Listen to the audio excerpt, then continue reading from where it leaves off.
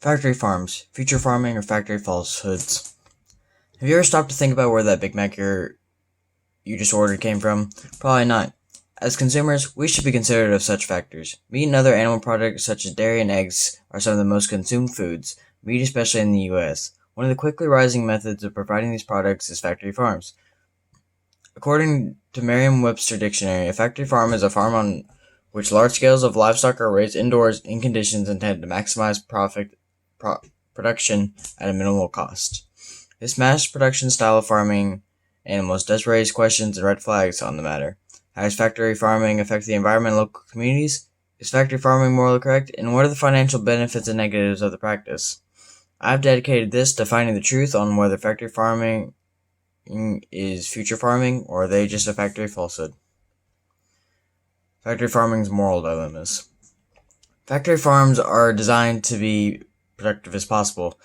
This means that the industrial style factories are producing as quickly, timely, and cost effective as possible.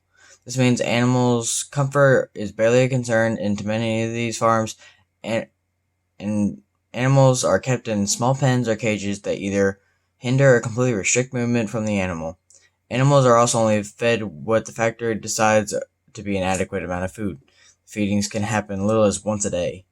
These feeds are calculated to maximize growth of the animal and are also packed full of antibiotics and growth hormones. These products end up being consumed by those who eat the meat products by these factories. These conditions are used to keep space efficiency at the max and minimize expenses to maximize profit and ignore the comforts of animals. The animals inside these production plants are not spared any mercy. Chickens are stocked in tiny cages and are trapped with their feces, which can give them something called litter burn. Pigs are also kept in confinement pens with minimal interaction with their farmers. Pigs are extremely intelligent, so they need proper social interaction to stay healthy and happy. They're fed with automatic food and water systems, so it completely negates all human interaction. Veal cattle are kept in dark rooms and fed nutrient-deficient mild supplements. Pigs and cows have their tails cut off or docked soon after birth. Chickens have their beaks trimmed down, and that would be the equivalent of like someone cutting off half of each of your fingers. This debeaking causes pain for the chicken's entire life. These farms' intense conditions impose an incredible amount of stress on the animals, and it gets to the point where it compromises their immune systems. The weakened immune systems of these animals lead to mass outbreaks among the livestock. These outbreaks can lead to zoonotic diseases. Zoonotic diseases are diseases that spread to humans through wild and domestic animals. Some examples of zoonotic diseases are the Spanish flu and COVID-19. These farms' inhumanity towards animals starts back and comes to affect us. Nearly 3 million people are infected with medical resistant infections. The way that they get these infections is because we put so many antibiotics in animals' food that the bacteria build resistance to them, and in turn makes it so that when people get infected with the same bacteria, the medicine is significantly less effective and they become difficult to cure. About 30,000 people die each year as a result of this built-up immunity to infectious bacteria. Another thing that allows for diseases in factory farms to spread is genetic manipulation. Genetic manipulation typically comes in the form of highly selective breeding. This selective breeding is intended to manipulate the genes to get more desired traits in the animal on farms. Selective breeding typically is used to get specific things like bigger areas of desired meat, or for animals like cows, smaller horns. This selective breeding makes all animals more and more genetically similar. There are two main issues with this. One is the negative traits also get shared amongst the gene pools. This allows for bad genetic mutations to happen in the gene pool. The other main drawback of genetic manipulation is since all animals are so genetically similar, diseases and viruses spread like wildfire. One of the main resistances against viruses in a normal population is genetic differences. It's harder for viruses to adapt to everyone, but when all the specimens in the population are nearly genetically identical, it is much easier for a virus to spread. The number of animal lives the number of animal lives lost in factory farms institution is exponential. According to the United States Department of Agriculture, about 300 animals are killed each second, and about 1,900 animals are killed each minute. There are millions of animals killed each hour. This is an exponential loss of life. These statistics just go to show the sheer size of factory farms. Moving on, factory farming's effect on the environment and local communities. You might be asking, how did factory farms even get so huge? Let's go on a little bit of a history lesson. For all of American history, livestock farming has been a staple of our country. For a few hundred years, nearly all meat and animal products came from either family or local producers until the 1960s. During the 1950s, the population began to grow exponentially. This event is commonly known as the baby boom. During 1960, after this population spike, so did the demand for meat. Companies began the process we know as factory farming to meet the meat consumption of Americans. Rural communities that thrived off local-owned family farms now had major competition. Local farms relied on local communities to buy their products. In the 1960s, when factory farms started to become more and more prevalent, they started mass producing meat products, so it was cheaper for them to sell. And also, since there are more chemicals in the factory meats, they preserved better and were able to be shipped all over the country. Since the factory-produced food was notably cheaper, it led to more and more people buying from these corporately sold animal products, and somewhat left the local farmers in the dust. Slowly, more and more factory farms began to pop up all over the country. Some states with many factory farms, like Kansas, New York, Nebraska, and many others.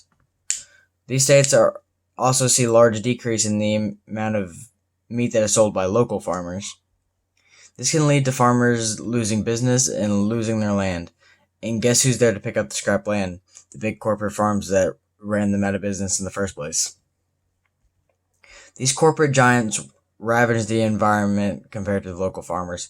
While local farms use more space than factory farms, this is due to them letting the animals have space to roam.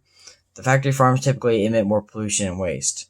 Local farms have vast fields, but the fields can provide for themselves. The cattle and livestock roam and graze on the grass. The rain and the sun that fall in the fields replenish the grass, and the waste from the animals helps bring nutrients to the fields for them to grow stronger and healthier. Factory farms have to give their animal feed.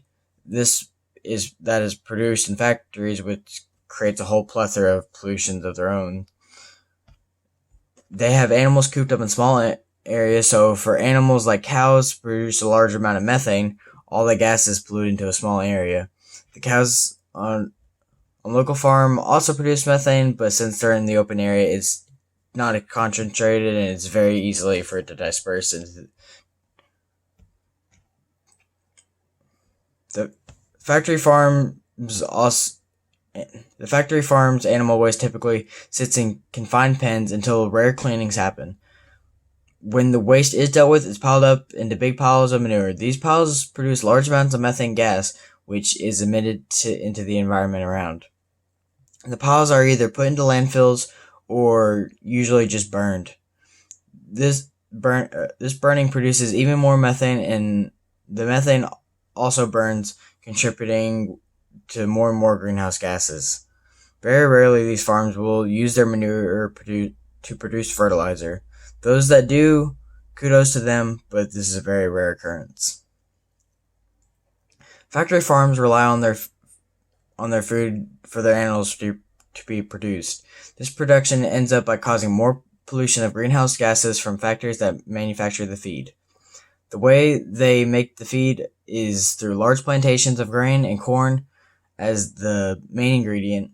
The main drawback of this is that once the food pellets takes more wheat or other grains to make the pellets typically used in feed than it would just use grain or corn itself. The food pellets are jam-packed with other ingredients. The food is also filled with toxins like pesticides and countless preservatives. The toxic ingredients end up in the animals that eat the food and the people who eat the animals, and the environment of the animals who consume the food. Not to mention the toxins affect the people who produce the food and also the people who create the pesticides and preservatives. Now, the effectiveness of factory farming, and should we use it to feed our world? In all reality, as much as we all love meat, it's not an effective way to feed the world. And it's simple science. It requires more nutritional energy to produce meat than it does just to use the produce. Roughly, it takes about 2.5 pounds of grain to produce 1 pound of beef. This is grain that could be used to produce bread and other baked goods. Local farms, however, primarily feed their animals just by letting them graze in the hay that they farm off their land. This is a more eco-friendly way to feed animals, and also humans can't eat grass. This means we're feeding cattle food that can't be used for people anyway, so it's not an inefficient way to produce the meat. Factory farms are concerned about space efficiency, so they shove cattle into miserable spaces so they aren't even able to graze. Pigs can be fed nearly anything, so their feed can be extremely efficient to deal with food waste. Experts at Feeding America claim that 40% of food gets wasted in the United States. That's 108 billion pounds of food and $408 billion worth of food every year. If we set up food waste deposits in our homes and in our communities, that could either be put towards compost, or for areas with large pig farms, that could be turned into slop. Slop was just a common term for just a mixture of things that pigs can eat for food. Pigs can essentially eat anything, so this would be a great way to feed pigs and reduce waste. A lot of food waste also comes from unharvested or excess crops. These could also be turned into pig slop. As far as meat production goes, no, nothing really comes close to be able to produce the amount of meat that the factories can, but it's just not, meat isn't efficient.